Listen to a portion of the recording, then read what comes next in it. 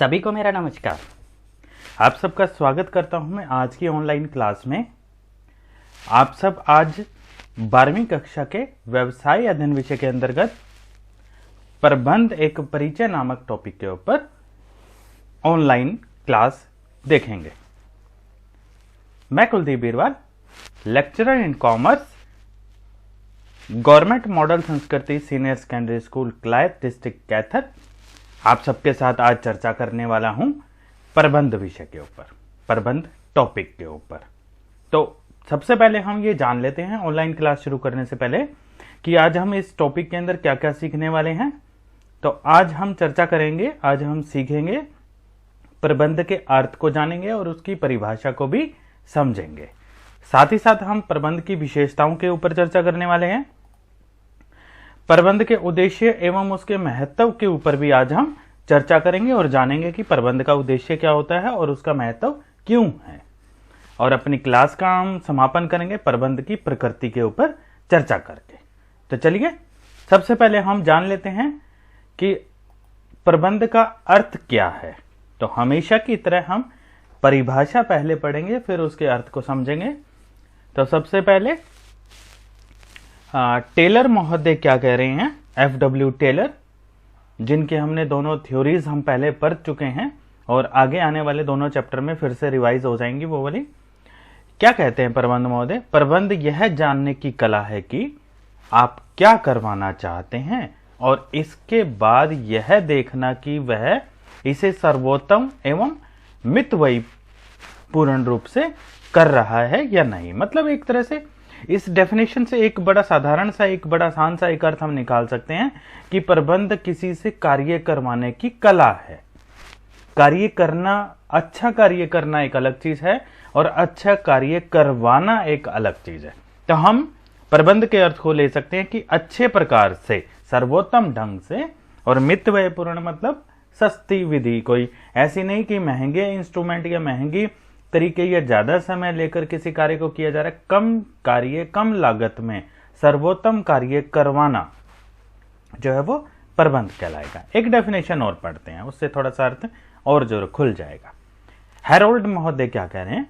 प्रबंध औपचारिक रूप से संगठित समूहों में अन्य व्यक्तियों के साथ मिलकर कार्य करने तथा करवाने की कला है। तो अकेले करने वाली तो बात नहीं हो रही, यहां तो संगठित समूहों की बात हो रही है और अन्य व्यक्तियों के साथ मिलकर कार्य करना या फिर उनके साथ लगना, साथ में कार्य में लग जाना और उनसे कार्य करवा लेना, इसकी कला जो है वो प्रबंध कहलाती है। तो दोनों डेफिनेशन आप अच्छे से समझ गए होंगे, उम्मीद करता हूं। तो हमने क्या अर्थ निकाल लेते हैं प्रबंध का।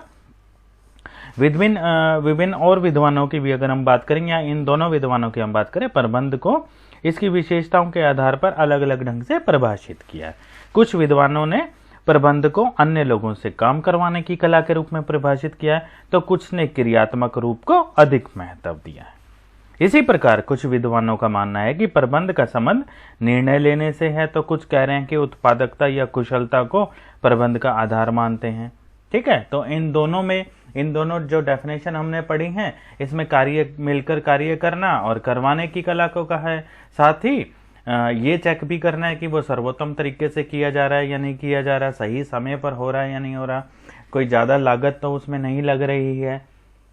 ठीक है, तो प्रबंध वह प्रक्रिया हो गई जिसमें काम को कुशल एवं प्रभावी ढंग से करने के लिए कार्यों के एक समूह, जिसके अंदर आ जाते हैं हमारे 5 एलिमेंट्स आ जाते हैं, जिसमें आ जाता है हमारा नियोजन, संगठन, नियुक्तिकरण, निर्देशन, नियंत्रण। ये सभी के सभी हम टॉपिक चैप्टर जो है वो आगे जाकर हम डिटेल में पढ़ेंगे। इन सभी को मिलाकर जो है वो एक प्रबंध बन जाता है। आगे बढ़ते हैं और प्रबंध की विशेषताओं की बात करते हैं, थोड़ा सा मीनिंग और खुलकर क्लियर होगा। तो सबसे पहले तो सामूहिक क्रिया। तो प्रबंध की इस विशेषता के अनुसार प्रबंधकीय क्रियाओं को संपन्न करने वाले कोई एक व्यक्ति नहीं होता, बल्कि यह तो अनेक व्यक्तियों का समूह होता है। अर्थात जब हम प्रबंध शब्द का उच्चारण करते हैं तो इसका अर्थ, इसका अभिप्राय एक संस्था में कार्यरत उन सभी व्यक्तियों से होता है जो प्रबंधकीय पदों पर नियुक्त हैं। संस्था में लिए जाने वाले प्रत्येक निर्णय से सभी प्रबंधक प्रभावित होते हैं। सभी के मिलजुल कर कार्य करने पर ही जो है वो काम सफलतापूर्वक किया जा सकता है। उदाहरण लेकर हम समझने का प्रयास करें तो एक कंपनी अपने व्यवसाय का विस्तार करना चाहती है। इस उद्देश्य की पूर्ति के लिए विपणन प्रबंधक, उत्पादन प्रबंधक, क्रय प्रबंधक, वित्त प्रबंधक, इस प्रकार से जो है वो अलग अलग प्रबंधक जो है वो कंपनी लगाती है। सभी की भागीदारी होती है, सभी मिलजुल कर कार्य करते हैं। तो ये सामूहिक प्रयत्न जो है वो हम कहेंगे कि किसी भी कंपनी को सफलतापूर्वक चलाने के लिए एक सामूहिक प्रयत्न की आवश्यकता होती है। फिर दूसरे पॉइंट की बात करते हैं, उद्देश्य प्रधान। प्रत्येक संगठन की स्थापना किसी न किसी उद्देश्य प्राप्ति हेतु की जाती है। प्रबंध एक ऐसा माध्यम शक्ति है जो इन उद्देश्यों की प्राप्ति को सफल बना देता है। प्रबंधक अपने विशेष ज्ञान एवं अनुभव के आधार पर भावी घटनाओं का पूर्वानुमान लगाता है और योजनाएं बनाता है। वह अधीनस्थों की कार्य प्रगति पर लगातार नजर रखता है और उनका मार्गदर्शन भी करता रहता है। तो तीसरा जो हमारा पॉइंट आ जाता है वो आ जाता है पृथक अस्तित्व। प्रबंध की इस विशेषता के अनुसार व्यवसाय का पैमाना बढ़ जाने के कारण यह संभव नहीं है कि प्रबंध क्रिया को स्वामी स्वयं ही संपन्न कर सके। इसको अधिक स्पष्ट करते हुए कहा जा सकता है कि किसी व्यावसायिक संस्था में स्वामी हम किसको बोलते हैं? जो पूंजी लगाता है, जो व्यवसाय शुरू करता है, तथा प्रबंधक अलग अलग व्यक्ति हो सकते हैं। उदाहरण के लिए एक कंपनी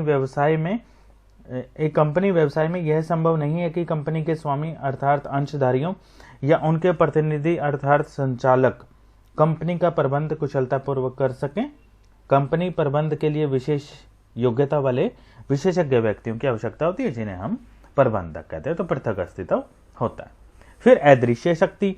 प्रबंध एक ऐसी शक्ति है जिसको प्रत्यक्ष मूर्त रूप से नहीं देखा जा सकता। केवल संस्था की सफलता के मूल्यांकन के आधार पर ही इसकी अनुभूति की जा सकती है।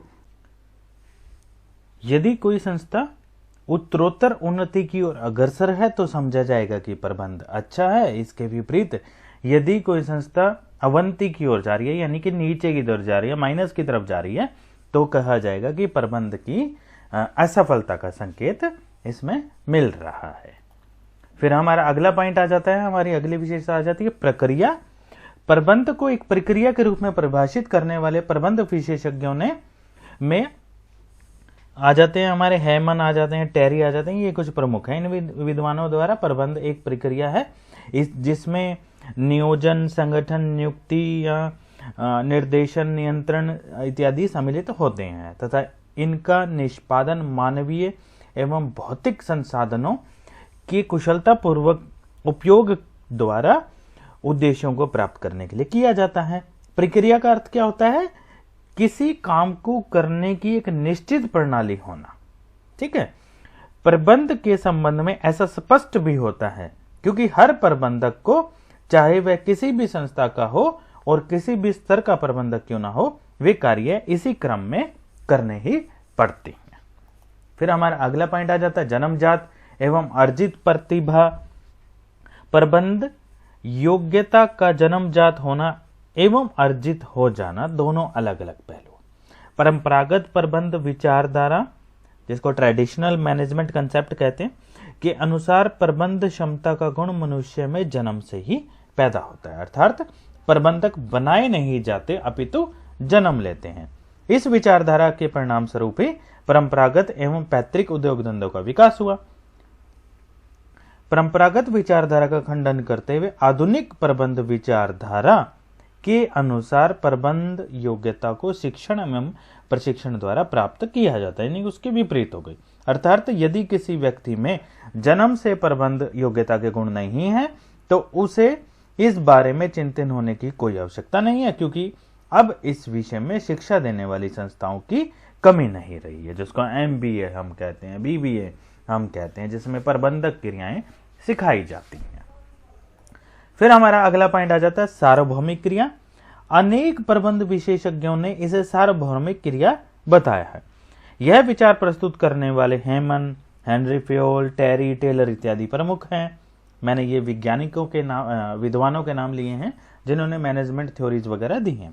सार्वभौमिकता से अभिप्राय उस सत्य से है जो सभी क्षेत्रों, चाहे वो व्यावसायिक हो और चाहे गैर व्यावसायिक हो, इनमें समान रूप से लागू होती है और प्रबंध में यह गुण विद्यमान है।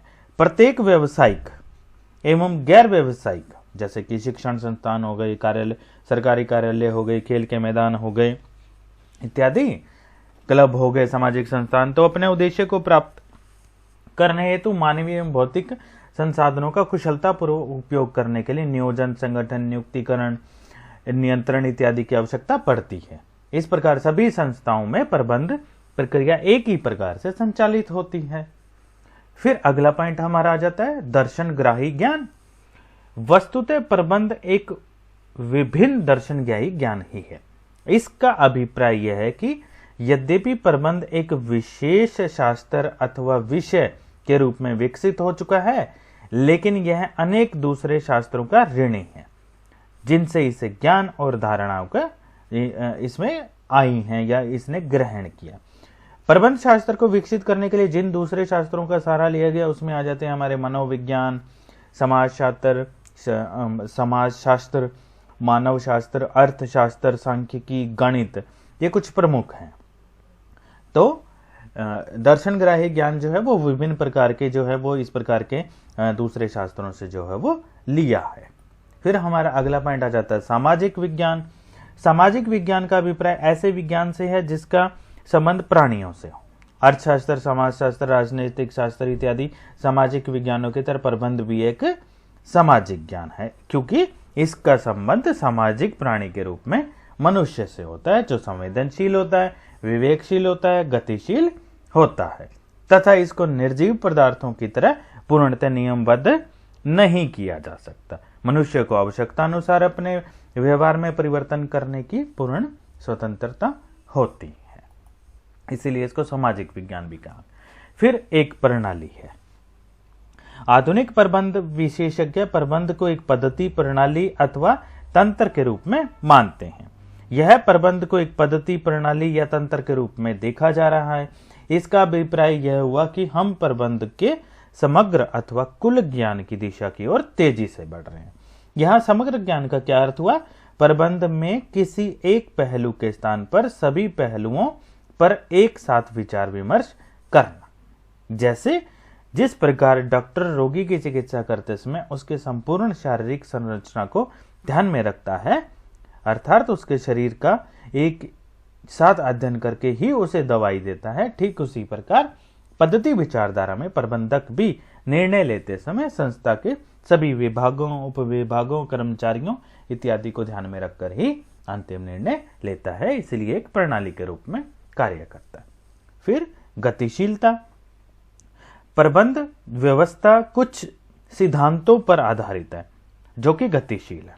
सिद्धांत का अभिप्राय ऐसे आधारभूत सत्यों से है जो कारण एवं परिणाम में संबंध स्थापित करता है। प्रबंध में सिद्धांत और वातावरण के अनुसार बदलते रहते हैं जिसमें एक संस्था कार्यरत होती है। वातावरण में लगातार परिवर्तन होने के कारण अनेक पुराने सिद्धांतों का स्थान नए सिद्धांत ले चुके हैं। अभी तक सामाजिक, तकनीकी, राजनैतिक व औद्योगिक वातावरणों में हो रहे परिवर्तनों के अनुसार नए सिद्धांतों की खोज जारी है और किसी सिद्धांत को अंतिम नहीं माना जा सकता। कहने का मतलब कुछ भी ऐसा स्थायी नहीं है, लगातार जो है वो अनुसंधान चलते रहते हैं। फिर आ जाता है सामाजिक उत्तरदायित्व। आज प्रबंध को सामाजिक दायित्व के रूप में देखा जाने लगा है। प्रबंधक सदैव संस्था के हित में ही निर्णय लेता है, लेकिन यदि किसी निर्णय से संस्था का हित होता हो और समाज का अहित होता हो तो ऐसे निर्णय से न केवल उसका अस्तित्व खतरे में पड़ जाएगा बल्कि उसका पतन भी स्वाभाविक है। या दूसरे शब्दों में हम समझे इसको, प्रबंधक के किसी भी ऐसे निर्णय को स्वीकार नहीं किया जाएगा जो एक पक्षीय हो। समझने के लिए हम कह सकते हैं कि यदि एक उच्च स्तरीय प्रबंधक द्वारा किसी रिहायशी इलाके में कारखाना लगाने का निर्णय ले लिया जाए जिससे वातावरण दूषित होने की संभावना है जिससे कि कहें तो धुआं निकलेगा, उसमें से शोर होगा, तो इस प्रकार से दूषित होगा वातावरण, तो लोग इस तरह की संस्था और उसके प्रबंधक के अस्तित्व को खतरे में डाल देंगे। ठीक है, अगला पॉइंट हमारा आ जाता है, यह एक पेशा है। आज प्रबंध की ख्याति एक पेशे के रूप में है। प्राचीन विचारधारा की प्रबंधक योग्यता जन्म से ही मनुष्य में होती है और प्राय समाप्त हो गई है। वर्तमान में प्रबंध शास्त्र में हो रही तीव्र प्रगति ने यह सिद्ध कर दिया है कि प्रबंधक जन्म नहीं लेते, अपितु प्रशिक्षण देकर अच्छे प्रबंधक बनाए जाते हैं। इसी धारणा के फलस्वरूप प्रबंध को पेशे के दृष्टिकोण से देखा जाने लगा है। विश्व के अनेक विकसित देशों जैसे America, England, Germany, France, Japan इत्यादि में प्रबंध को एक स्वतंत्र पेशे के रूप में स्वीकार कर लिया गया। फिर अगला आ जाता है कला और विज्ञान। प्रबंध की प्रकृति का एक महत्वपूर्ण पहलू है। प्रबंध में कला और विज्ञान दोनों की विशेषताएं पाई जाती हैं। कला का अभिप्राय किसी कार्य को व्यवस्थित ढंग से करने की एक पद्धति है। इस संदर्भ में प्रबंध को कला इसीलिए कहा जाता है क्योंकि प्रबंध प्रक्रिया में प्रबंधक को मानव समूह के साथ कार्य करना होता है और एक कुशल प्रबंधक हर कार्य को व्यवस्थित या क्रमबद्ध रूप से करने का प्रयास करता है। जैसे मानवीय एवं भौतिक साधनों में समन्वय स्थापित करना। दूसरी ओर प्रबंध को विज्ञान इसलिए कहा गया क्योंकि विज्ञान की ही भांति इसके भी निश्चित सिद्धांत और नियम होते हैं जो प्राय सामान्य रूप से लागू होते हैं। जैसे कि कार्य विभाजन विशिष्टीकरण का सिद्धांत सभी क्षेत्रों में लागू होता है। इस सिद्धांत का अभिप्राय क्या होता है कि यदि कार्य के विभाजन योग्यता और रुचि के अनुसार किए जाएं तो व्यक्ति को बार बार एक ही कार्य सौंपने से उसकी कार्य कुशलता में वृद्धि हो जाएगी। तो कहा जा सकता है कि प्रबंध कला और विज्ञान दोनों है। तो ये कुछ हमारी विशेषताएं थी, इनसे थोड़ा सा और हमारा अर्थ जो है वो क्लियर हो जाता है। अब बात कर लेते हैं प्रबंध के उद्देश्यों की। तो प्रबंध के उद्देश्य क्या होते हैं? इसका अभिप्राय उन अंतिम बिंदुओं से है जिन्हें प्राप्त करने के लिए एक संगठन की विभिन्न क्रियाएं अग्रसर होती हैं। मतलब हम शुरू में कोई भी कार्य हम करते हैं तो पहले एक उद्देश्य निश्चित कर लेते हैं और हम सभी हर एक जो हम क्रिया करते हैं वो उद्देश्य की ओर बढ़ती हुई होती है हमारी। तो सबसे पहले हम चर्चा कर लेते हैं संगठनात्मक उद्देश्य के ऊपर। तो हमारे पास 3 प्रकार के उद्देश्य के रूप में हमने प्रबंध को डिवाइड किया है, संगठनात्मक उद्देश्य, सामाजिक उद्देश्य और व्यक्तिगत उद्देश्य। तो सबसे पहले हम संगठनात्मक उद्देश्य के ऊपर चर्चा करेंगे। इन उद्देश्यों का निर्धारण करते समय प्रबंध द्वारा व्यवसाय में हित रखने वाले सभी पक्ष कौन कौन से आ गए? व्यवसाय चलाने वाला यानी कि स्वामी, कर्मचारी, ग्राहक, सरकार आदि को ध्यान में रखा जाता है। इसमें व्यवसाय के आर्थिक उद्देश्यों को भी पूरा करते हैं। ये हैं जैसे कि जीवित रहना, लाभ एवं विकास इत्यादि। प्रत्येक व्यवसाय लंबे समय तक जीवित रहना चाहता है, अतः प्रबंध द्वारा विभिन्न व्यवसायिक क्रियाओं से संबंधित सकारात्मक निर्णय लेकर यह सुनिश्चित किया जाता है कि व्यवसाय लंबे समय तक जीवित रहे। फिर साथ ही साथ व्यवसाय में उत्पन्न जोखिमों का सामना करने और व्यवसायिक क्रियाओं का सफलतापूर्वक संचालन करने में लाभ की भूमिका अहम होती है। अतः प्रबंध द्वारा सुनिश्चित किया जाता है कि प्रबंध पर्याप्त लाभ भी प्राप्त करे। फिर हर व्यवसाय चाहता है कि वह विकास करे, मतलब अपने कार्य को और ज्यादा बढ़ाए। प्रबंध द्वारा व्यवसाय के विकास को सुनिश्चित किया जाना चाहिए। विकास को बिक्री, कर्मचारियों की संख्या, उत्पादों की संख्या, पूंजी निवेश आदि द्वारा मापा जा सकता है। यदि इन सभी में वृद्धि हो रही है तो कहा जाएगा कि जो व्यवसाय है हमारा वो विकास के पथ पर अग्रसर है। तो ये संगठनात्मक उद्देश्य था। अब बात करते हैं सामाजिक उद्देश्य की। एक संगठन समाज में स्थापित होता है, ये हम जानते हैं। समाज में उपलब्ध किए गए संस्थानों द्वारा ही उसे चलाया जाता है। इसीलिए प्रत्येक संगठन का उत्तरदायित्व बन जाता है कि वह सामाजिक हितों के प्रति भी सचेत रहे।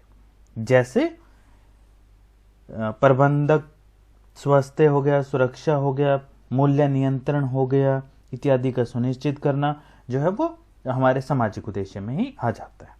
फिर इसके अलावा रोजगार के अवसर उपलब्ध करवाना, वातावरण को दूषित होने से बचाना और जीवन स्तर के सुधार में भी योगदान देना, ये सभी के सभी प्रबंध के सामाजिक उद्देश्य में आ जाते हैं। उदाहरण के लिए अगर हम बात करें तो एशियन पेंट ने सामुदायिक विकास कार्यक्रम के अंतर्गत धन उपलब्ध करवाया, जिससे किसानों द्वारा स्थानीय संसाधनों का प्रभावपूर्ण उपयोग करना संभव हुआ।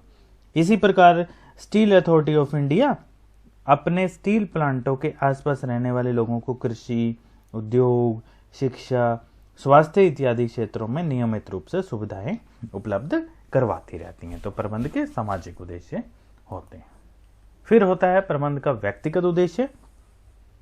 कर्मचारी वर्ग कंपनी का विवेकशील एवं संवेदनशील संसाधन होता है, अतः इसकी भावना की ओर विशेष ध्यान दिया जाना चाहिए। यदि कर्मचारी को संतुष्ट कर लिया तो फिर कंपनी दिन दुगनी और रात चौगुनी जो है वो उन्नति कर सकती है। कर्मचारियों के प्रति प्रबंध के मुख्य उद्देश्य कौन कौन से हो सकते हैं, जैसे कि उचित पारिश्रमिक उनको देना उनकी योग्यता के अनुसार, स्वच्छ वातावरण उपलब्ध करवाना और लाभ में भी हिस्सेदारी देना, जिसको इंसेंटिव कह सकते हैं, या फिर फेस्टिवल बोनस के रूप में हो सकता है, नए साल के बोनस के रूप में हो सकता है, इत्यादि इत्यादि। तो ये प्रबंध के कुछ उद्देश्य थे। अब बात कर लेते हैं प्रबंध के महत्व की। तो पॉइंट टू पॉइंट करेंगे। प्राचीन काल में व्यवसाय छोटे पैमाने पर किया जाता था तथा प्रबंध का कोई विशेष महत्व नहीं था, लेकिन आज के समय की अगर हम बात करें तो बड़े पैमाने पर व्यवसाय होने लगा है, जिसके कारण अनेक प्रकार की जटिलताएं भी उत्पन्न होने लग गई। इन जटिलताओं के समाधान के रूप में प्रबंध की आवश्यकता बहुत अधिक महसूस की जाने लगी है। आज प्रबंध की पहचान उस कला के रूप में स्थापित हो सकी है जिसके द्वारा कम से कम प्रयासों द्वारा अधिक से अधिक खुशहाली प्राप्त की जा सकती है। तो चलिए पॉइंट टू पॉइंट करते हैं इसके ऊपर चर्चा। पूर्व निर्धारित लक्ष्य। प्रत्येक संस्थान की स्थापना कुछ न कुछ उद्देश्य प्राप्ति के लिए की जाती है। प्रबंध ही एक ऐसा माध्यम अथवा शक्ति है जो इन उद्देश्यों को प्राप्त करने में सहायक हो सकता है। प्रबंधक अपने विशेष ज्ञान और चातुर्य के आधार पर भावी घटनाओं का अनुमान लगा लेता है, योजनाएं बना लेता है, संगठन का निर्माण कर लेता है, कार्य विभाजन कर लेता है, आवश्यक अधिकार प्रदान करता है, कर्मचारियों का निर्देशन भी करता है, उन पर नियंत्रण भी रखता है और साथ ही साथ अभिप्रेरित भी करता है। तो पूर्व निर्धारित लक्ष्य जो निर्धारित होते हैं उनको प्राप्त करने के लिए ये सारी क्रियाएं प्रबंधक करता है। फिर उत्पादन के साधनों का अधिकतम उपयोग। प्रबंध एक ऐसी शक्ति है जो उत्पादन के विभिन्न साधनों में प्रभावपूर्ण समन्वय स्थापित करके उनका अनुकूलतम उपयोग करती है। अर्थात संस्था में उपलब्ध सभी साधनों को सोने के बराबर माना गया है, लेकिन उसे प्राप्त करने के लिए उनका सही ढंग से उपयोग किया जाना बहुत जरूरी है।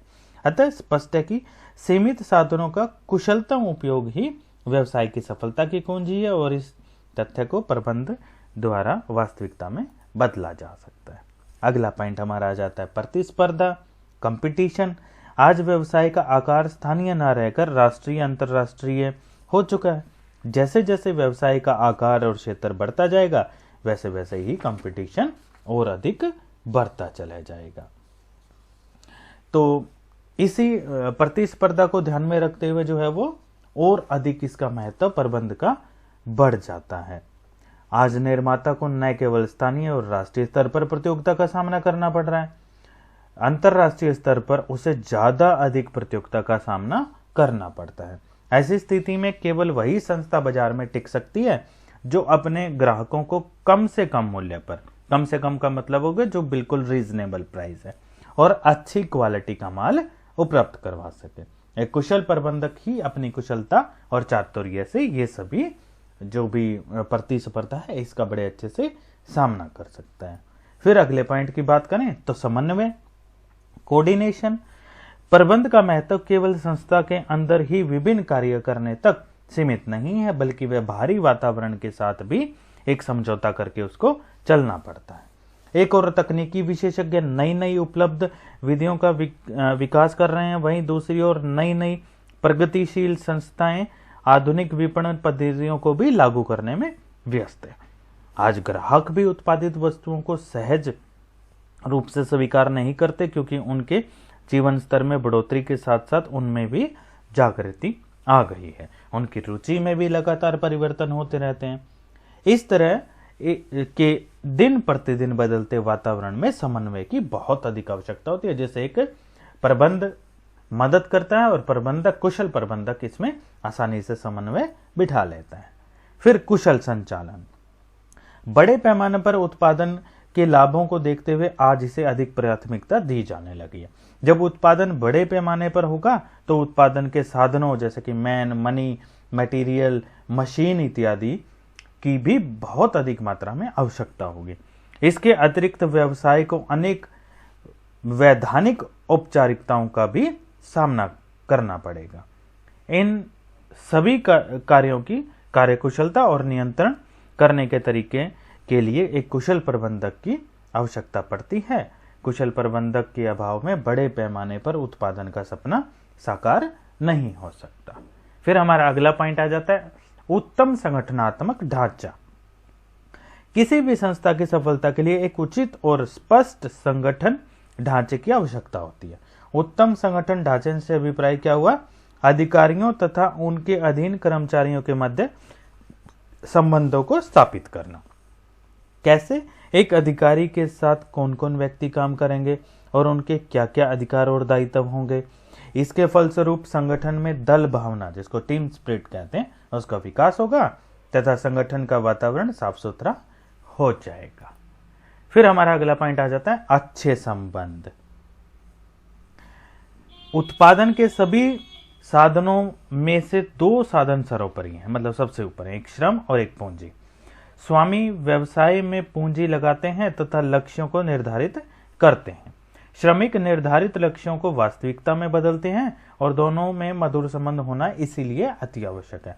एक समय था जब श्रमिक जो थे, वर्कर्स जो थे, संगठित नहीं होते थे और उद्योगपतियों की यह मान्यता थी कि श्रमिक वर्ग का जितना शोषण किया जाए उतना ही बढ़िया है, और होता भी था। आप लोग जानते भी हैं इस बारे में। लेकिन आज जब श्रमिक जो है संगठित हो गया, जागरूक हो गया, वे मालिकों के सामने अपनी मांगों को माने जाने के लिए दबाव डालने की स्थिति में होते हैं, उद्योगपतियों को भी श्रमिकों के महत्व का एहसास होने लगा है। उन्हें यह स्पष्ट हो गया है कि श्रमिकों की कार्यकुशलता के अभाव में अधिक लाभ की आशा नहीं की जा सकती। श्रमिकों की कुशलता तभी बढ़ती है जब उन्हें समस्याओं का प्रभावपूर्ण ढंग से जो है वो समाधान मिले उन्हें। यह केवल प्रबंध के द्वारा ही संभव हो पाता है। एक कुशल प्रबंधक अपने ज्ञान और अनुभव के आधार पर श्रमिकों की भावना का अनुमान लगाकर उनको समय पर पूरा करने का प्रयास करता है। तो अच्छे संबंध होना देखिए बच्चों कितना जरूरी है, ताकि कोई भी समस्या आए उसको आसानी से सुलझाया जा सके। फिर अगला पॉइंट आ जाता है हमारा शोध और अनुसंधान। एक शोध के अनुसार यह तथ्य सामने आया कि जो कंपनियां अथवा व्यावसायिक उपक्रम लगातार शोध और अनुसंधान कार्य में निर्णय लेते हैं, उन्हीं का तीव्र गति से विकास होता है। व्यावसायिक संदर्भ में शोध और अनुसंधान का अभिप्राय नए उत्पादों की खोज करना, नए बाजारों का पता लगाना, नए कस्टमर्स को ढूंढना जिससे व्यवसाय का क्षेत्र बढ़े, वितरण की नई विधियों को खोजना, संदेश वाहन की प्रक्रिया में आधुनिक विधियों का प्रयोग करना, वित्तीय समस्याओं का समाधान के लिए नई नई तकनीकें खोजना, ये सारी की सारी चीजें आ जाती हैं। अतः स्पष्ट है कि व्यवसाय की तीव्र गति में विकास करने के लिए शोध कार्यों का होना बहुत जरूरी है, और यह कार्य कुशल प्रबंधक ही कर सकता है। कुशल प्रबंधक इस महत्वपूर्ण कार्य को संपन्न करने के लिए शोध एवं अनुसंधान विभाग की स्थापना करता है। फिर उसके बाद आ जाता है हमारा सामाजिक उत्तरदायित्व। प्रत्येक व्यवसाय समाज में ही अपनी सभी क्रियाएं संपन्न करता है, उसी में फलता फूलता है और विकास की चरम सीमा तक पहुंचता है। अतः कोई भी संस्था समाज से अलग रहकर न तो कार्य कर सकती है, न जीवित रह सकती है, न विकसित हो सकती है। यही कारण है कि प्रत्येक उपकरण को समाज का एक अभिन्न अंग माना जाता है। जब उपक्रम पर समाज का इतना बड़ा महसान है, डिपेंडेंसी है, तो उपक्रम का भी सामाजिक दायित्व समझना चाहिए। सामाजिक दायित्व के अंतर्गत स्वामियों की पूंजी की सुरक्षा, पर्याप्त लाभ, कर्मचारियों का उचित वेतन, उचित कार्य दशाएं, उपभोक्ताओं को अच्छी क्वालिटी, उचित मूल्य पर वस्तुएं उपलब्ध करवाना, रोजगार उपलब्ध करवाना, समाज का जीवन स्तर को ऊपर उठाना इत्यादि सारी चीजें सम्मिलित की जाती हैं। एवं उपकरण ये सभी अपेक्षाएं कुशल प्रबंध व्यवस्था के माध्यम से ही संतुष्ट कर पाता है। और हमारा आखिरी पॉइंट आ जाता है महत्व का, आय की वृद्धि लक्ष्य। किसी भी संगठन के लाभों में वृद्धि करने का मूल मंत्र है विक्रय में वृद्धि करना या फिर लागत में कमी करना। विक्रय में वृद्धि कुछ सीमा तक संगठन के नियंत्रण से बाहर कही जा सकती है, लेकिन लागतों में कमी पूर्ण रूप से संगठन का आंतरिक मामला है और इसे कम किया जा सकता है। अच्छी क्वालिटी वाला कच्चा माल, आधुनिक मशीनें, प्रशिक्षित कर्मचारी आदि की सहायता से लागत को कम किया जा सकता है। प्रबंध द्वारा ही लागतों में कमी करके संस्था की आय को बढ़ाया जा सकता है और भविष्य में अधिक विकास की उम्मीद की जा सकती है। तो अंत में हम कह सकते हैं कि प्रबंध व्यवसाय की जान है और इस संबंध में यह कहना गलत नहीं होगा कि यदि किसी क्रिया में से प्रबंध को घटा दिया जाए, माइनस कर दिया जाए, हटा दिया जाए तो शून्य बचता है, कुछ नहीं बचता। आज के संदर्भ में ये वाली बात बिल्कुल सही फिट बैठती है। तो बच्चों, आज हमने प्रबंध की परिभाषा, उसके अर्थ को समझा। हमने प्रबंध की विशेषताओं के ऊपर भी चर्चा की। विशेषताएं समझ में आने से प्रबंध के अर्थ को और ज्यादा आसानी से समझा जा सकता है। हमने प्रबंध के उद्देश्यों की चर्चा की। हमने सामाजिक उद्देश्य, व्यक्तिगत उद्देश्य, इस प्रकार से हमने चर्चा की और हमने प्रबंध के विभिन्न प्रकार के जो महत्व है, क्यों प्रबंध जो है वो महत्वपूर्ण है, उसके बारे में भी आज हमने समझने का प्रयास किया। उम्मीद करता हूं आप सब समझ गए होंगे। प्रबंध का एक छोटा सा परिचय आपको मिल गया होगा, जो आगे आने वाले जितने भी चैप्टर हैं उनके अंदर आप सब बच्चों की हेल्प करेगा। आप सबका हार्दिक धन्यवाद।